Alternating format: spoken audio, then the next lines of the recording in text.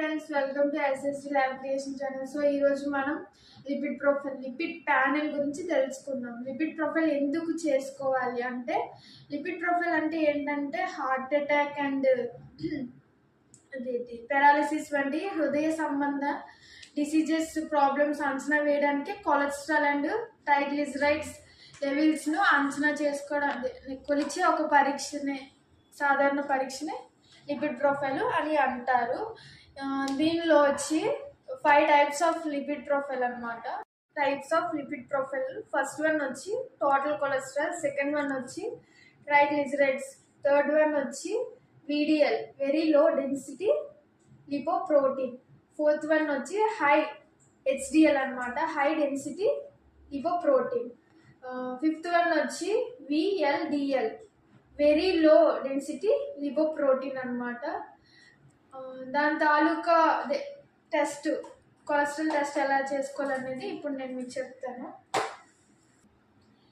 Lipid ప్రొఫైల్కి నార్మల్గా వచ్చేసి 12 to 14 hours ఉపవాసం అనేది అవసరం. దాని ప్రొసీజర్ నేను ఇప్పుడు మీకు చెప్తాను. ఇది ప్రోటాన్ కిట్తో అనేది కొలెస్ట్రాల్ అనేది చేసుకుంటారు. వచ్చేసి R1 వచ్చి 500 UL తీసుకుందాం.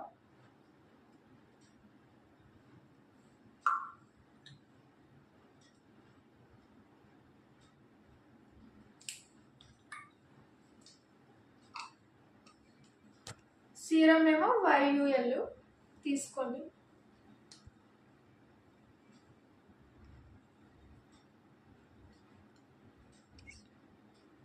UL తీసుకున్న తర్వాత టిష్యూని యూజ్ చేయాలి. అది కూడా ఇలా కాదు, ఇలాగనమాట.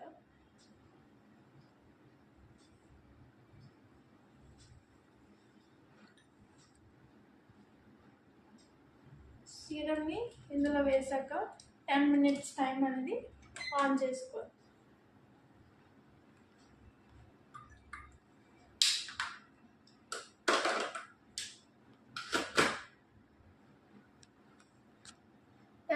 టైం ఉంది కాబట్టి ఈలోపు మనం కొలెస్ట్రాల్ తాలూకా సిమ్టమ్స్, వాటి నార్మల్ వాల్యూ అనేది మనం చెప్పుకుందాం.